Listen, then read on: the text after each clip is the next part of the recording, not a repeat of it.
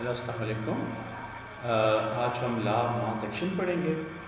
तो लाभ mass section क्या कहता है? ये कहता है कि कोई केमिकल रिएक्शन है, वो कितने तेज़ी के साथ प्रोडक्ट बनाएगा, वो डिपेंड करता है रिएक्टेंट के अमाउंट पर। जितना ज़्यादा रिएक्टेंट होंगे उतने ही वो तेज़ी के साथ आपका प्रोडक्ट बनाता जाएगा। ठीक है, हम इसको इस तरह कहेंगे कि रेट ऑफ रिएक्शन, ठीक है, is directly proportional to active masses of reactants. ठीक है, अच्छा। तो यहाँ पे एक्टिव मासेस जो है ये हमने अमाउंट के लिए यूज़ किया है। ठीक है, कि आप अमाउंट किस में लेते हैं? तो नॉर्मली हम अमाउंट जो है मोल्स में लेते हैं। ठीक है, मोलर कंसंट्रेशन हम इस्तेमाल करते हैं। मोलर कंसंट्रेशन का मतलब है मोलैरिटी, जिसका यूनिट होता है मोल पर डेसीमीटर क्यूब। डेसीमीटर क्यूब कहते हैं लीटर को। अच्छा, यहाँ पे लाभ मास सेक्शन में हम मोलर कंसंट्रेशन को हम डिनोट करेंगे, जाहिर करेंगे इन स्क्वायर ब्रैकेट से। ठीक है, हम रिएक्टेंट की अमाउंट लिखेंगे ना, ऐसे लिखें। फॉर एग्जांपल एक रिएक्टेंट ए है, तो इसका जो अमाउंट है हम उसको, या मोलर कंसंट्रेशन जो है ऐसे लिखेंगे, स्क्वायर ब्रैकेट। ये स्क्वायर ब्रैकेट क्या है? ये मोलर कंसंट्रेशन को जाहिर करता है। अच्छा, तो अब चलें आ जाए इसको समझते हैं लाभ मास सेक्शन को। तो इसके लिए मैं क्या करूँगा, एक जनरल इक्वेशन जो है ना उसको कंसिडर करूँगा। आपके सामने एक इक्वेशन है जिसमें ये वाला जो साइड है ये आपके रिएक्टेंट्स है ए एंड बी। ठीक है, और ये जो सी और डी जो है ना ये बन जाता है, ये आपके क्या है, प्रोडक्ट है। ये दोनों आपके क्या है, प्रोडक्ट्स है। ठीक है, अच्छा।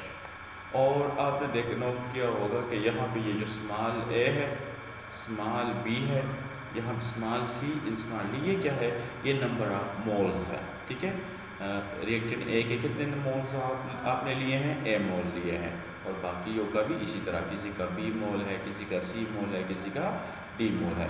तो अब हमने क्या करना है, इस पर हमने लाभ मास सेक्शन अप्लाई करना है। तो लाभ मास सेक्शन ये कहता है कि rate of reaction is directly proportional to amount of reactants.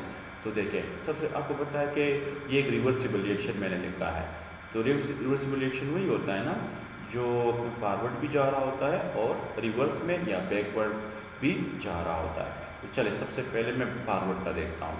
ए और बी जो है ना मेरे रिएक्टेंट्स है, तो ये जब आपस में मिलेंगे तो सी एंड डी बनाएंगे। तो इसके लिए मैं rate of forward reaction according to law mass action इस तरह लिखूँगा कि rate of forward reaction is directly proportional to reactants के कंसंट्रेशन के, reactants A multiply with reactant B और साथ में इसके नंबर ऑफ मोल्स। अच्छा, हम यहाँ क्या करते हैं, जो रेट ऑफ फॉरवर्ड रिएक्शन है उस रेट को हम आर एफ से ज़ाहिर करते हैं। ठीक है, आर एफ से।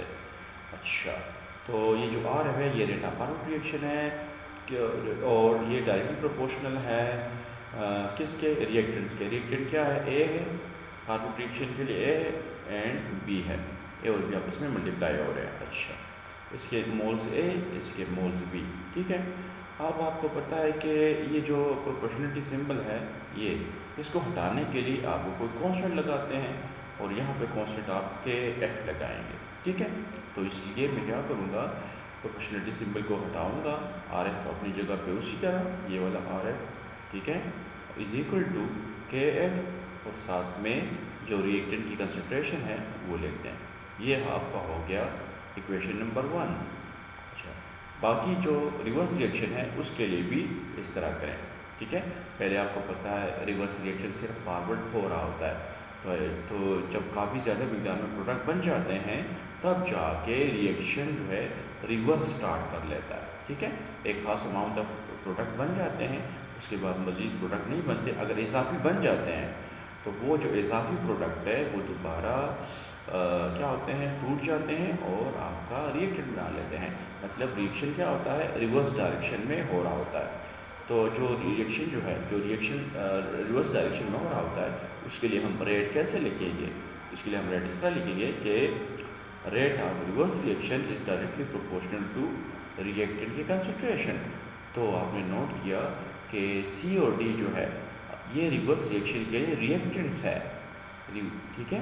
फॉरवर्ड रिएक्शन के लिए तो ये क्या था, प्रोडक्ट्स है, जबकि रिवर्स रिएक्शन के लिए सी और डी क्या है, ये रिएक्टेंट्स है, एंड ए एंड बी वो क्या है, रिवर्स रिएक्शन के लिए प्रोडक्ट है। अच्छा, तो फिर उसी तरह रेट ऑफ रिवर्स रिएक्शन को हम जाहिर करेंगे किससे, आर एफ से। आर यहाँ पे आर स्मॉल आर से, और ये डायरेक्टली प्रोपोर्शनल होता है रिएक्टेंट्स के कंसंट्रेशन के। अब रिएक्टेंट की कंसंट्रेशन क्या है, सी साथ में इसके number of mole multiply with C with D, और साथ में उसके जितने नंबर ऑफ मोल्स आपने लिए हैं।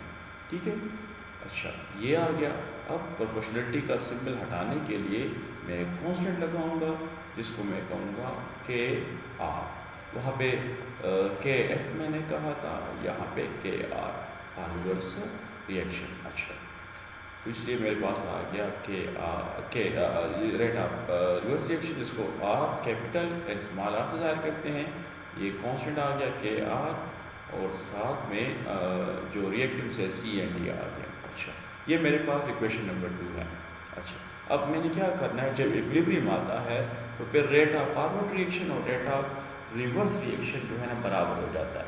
ठीक है। फिर जितने तेज़ी के साथ प्रोडक्ट बन रहे होते हैं, उतने ही तेज़ी के साथ प्रोडक्ट दोबारा टूट कर रिएक्टेंट बना रहे होते हैं। ठीक है, इसलिए उन दोनों का रेट सेम हो जाता है एट इक्विलिब्रियम पे। ठीक है। अच्छा, तो अगर आप देखें यहाँ पे मैंने लिखा है रेट ऑफ फॉरवर्ड रिएक्शन बराबर होता है rate of reverse reaction at equilibrium पे। ठीक है।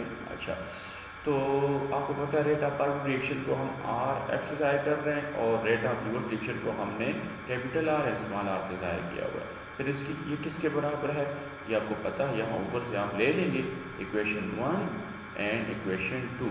ये आप देख सकते आर एफ किसके बराबर है और capital R and small R किसके बराबर है। तो इसकी वैल्यूज़ जो है नीचे लिखते हैं, आप यहाँ पे इनकी वैल्यूज़ लिखते हैं। मैं लिख चुका हूँ कि जो है रेट जो है ये क्या है, आर एफ जो है ना K F into reactant A reactant B, इसी तरह के आर इंटू ये reactant C and D reverse reaction के लिए।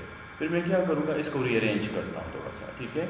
ऑन रीअरेंजमेंट क्या होगा, इस के को इधर ही छोड़ दें, तो आप देख सकते हैं के को मैंने इधर छोड़ दिया, और ये जो के आर है ये आ जाएगा इसके डिनोमिनेटर में। ठीक है, आप देख सकते हैं इसके डिनोमिनेटर में आ जाएगा ये वाला के आर। पीछे क्या रह जाएगा, सी एंड डी रह जाएगा। तो आप देख सकते हैं यहाँ पे सी एंड डी रह गया है, और इसके मोल भी है। और ये जो ए और बी है ये क्या होगा, ये दूसरी तरफ चला जाएगा, दूसरी तरफ जाएगा तो इसके डिनोमिनेटर में चला जाएगा। आप देख सकते हैं यहाँ पे इसके ये डिनोमिनेटर में मौजूद है। ठीक है। अच्छा, अब मैंने क्या करना है, अब मैंने इन दो जो रेट कांस्टेंट है इसको क्या करना है, इसको एक कांस्टेंट से रिप्लेस करना है। ठीक है। तो मैं क्या करूँगा, मैं इसको एक ही कांस्टेंट से रिप्लेस करता हूँ। वो कांस्टेंट है के सी, इन दोनों को मैं के सी से रिप्लेस करता हूँ, जो के एफ डिवाइडेड बाई के आर। तो आप देख सकते हैं, अब मैं क्या करूँगा, इन दोनों को मैं के सी से रिप्लेस कर दूँगा, और ये मेरे पास इक्वेशन ये आ जाएगा, फाइनल इक्वेशन। अब ऊपर आप देख सकते हैं ये के सी जो है ऊपर क्या है, ऊपर आपके प्रोडक्ट्स है सी एंड डी। ठीक है, प्रोडक्ट्स, और नीचे अगर आप देखें तो आपके रिएक्टेंट्स हैं ए एंड बी रिएक्टेंट्स।